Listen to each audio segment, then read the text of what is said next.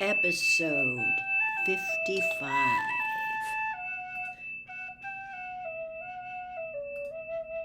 It was as though something large and scaly erupted into life in Harry's stomach, clawing at his insides. Hot blood seemed to flood his brain so that all thought was extinguished, replaced by a savage urge to jinx Dean into a jelly. Wrestling with this sudden madness, he heard Ron's voice as though from a great distance away. "Oi!" Dean and Ginny broke apart and looked around. "What?" said Ginny. "I don't want to find my own sister snogging people in public." "Well, this was a deserted corridor till you two came butting in," said Ginny. Dean was looking embarrassed. He gave Harry a shifty grin that Harry did not return, as the newborn monster inside him was roaring for Dean's instant dismissal from the team. Come on, Ginny," said Dean. "Let's go back to the common room." "You go," said Ginny. "I want a word with my dear brother." Dean left, looking as though he was not sorry to depart the scene. "Right," said Ginny, tossing her long red hair out of her face and glaring at Ron. "Let's get this straight once and for all. It is none of your business who I go out with or what I do with them, Ron." "Yeah, it is," said Ron, just as angrily. "Do you think I want people saying my sister's a what?" shouted Ginny, drawing her wand. "A what, exactly?" "He doesn't mean anything, Ginny," said Harry automatically, though the monster was roaring its approval of Ron's words. "Oh, yes, he does," she said, flaring up at Harry. "Just because he's never snogged anyone in his life. Just because the best kiss he ever had is from our Auntie Muriel." "Shut your mouth!" bellowed Ron, bypassing red and turning maroon. "No, I will not," yelled Ginny, beside herself. "I've seen you with Phlegm, hoping she'll kiss you on the cheek every time you see her. It's pathetic. If you went out and got a bit of snogging done yourself, you wouldn't mind so much that everyone else does it." Ron had pulled out his wand, too. Harry stepped swiftly between them. "You don't know what you're talking about," Ron roared, trying to get a clear shot at Ginny around Harry, who was now standing in front of her with his arms outstretched. "Just because I don't do it in public." Ginny screamed with derisive laughter, trying to push Harry out of the way. "Been kissing Pigwidgeon, have you? Or have you got a picture of Auntie Muriel stashed under your pillow?" "You!" A streak of orange light flew under Harry's left arm and missed Ginny by inches. Harry pushed Ron up against the wall. "Don't be stupid!" "Harry snogged Cho Chang," shouted Ginny, who sounded close to tears now, "and Hermione snogged Victor Crumb. It's only you who acts like it's something disgusting, Ron, and that's because you've got about as much experience as a 12-year-old. And with that, she stormed away. Harry quickly let go of Ron. The look on his face was murderous. They both stood there, breathing heavily, until Mrs. Norris, Filch's cat, appeared around the corner, which broke the tension. "Come on," said Harry, as the sound of Filch's shuffling feet reached their ears. They hurried up the stairs and along a seventh-floor corridor. "Oi, out of the way!" Ron barked at a small girl who jumped in fright and dropped a bottle of toad spawn. Harry hardly noticed the sound of shattering glass. He felt disoriented, dizzy. Being struck by a lightning bolt must be something like this. "It's just because she's Ron's sister," he told himself. "You just didn't like seeing her kissing Dean because she's Ron's sister." But unbidden into his mind came an image of that same deserted corridor with himself kissing Ginny instead. The monster in his chest purred, but then he saw Ron ripping open the tapestry curtain and drawing his wand on Harry, shouting things like, "Betrayal of trust! Supposed to be my friend!" "Do you think Hermione did snog Crumb?" Ron asked abruptly as they approached the fat lady.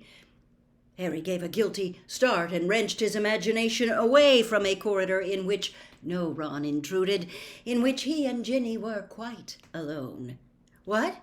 he said confusedly. "Oh, The honest answer was yes, but he did not want to give it. However, Ron seemed to gather the worst from the look on Harry's face. "Dilligrow," he said darkly to the fat lady, and they climbed through the portrait hole into the common room. Neither of them mentioned Ginny or Hermione again. Indeed, they barely spoke to each other that evening and got into bed in silence, each absorbed in his own thoughts. Harry lay awake for a long time, looking up at the canopy of his four-poster bed and trying to convince himself that his feelings for Ginny were entirely elder brotherly. They had lived, had they not, like brother and sister all summer, playing Quidditch, teasing Ron, having a laugh about Bill and Flem? He had known Ginny for years now. It was natural that he should feel protective, natural that he should want to look out for her, want to rip Dean limb from limb for kissing her. No, he would have to control that particular brotherly feeling. Ron gave a great grunting snore. "She's Ron's sister," Harry told himself firmly. "Ron's sister. She's out of bounds." He would not risk his friendship with Ron for anything. He punched his pillow into a more comfortable shape and waited for sleep to come, trying his utmost not to allow his thoughts to stray anywhere near Ginny.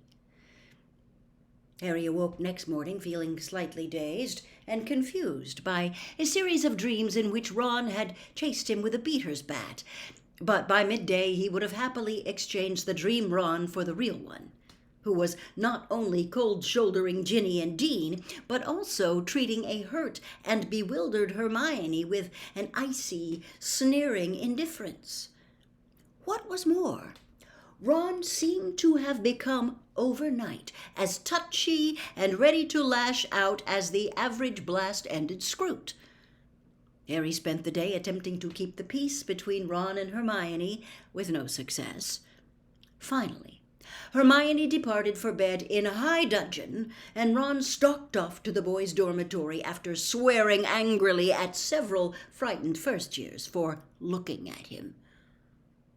To Harry's dismay, Ron's new aggression did not wear off over the next few days.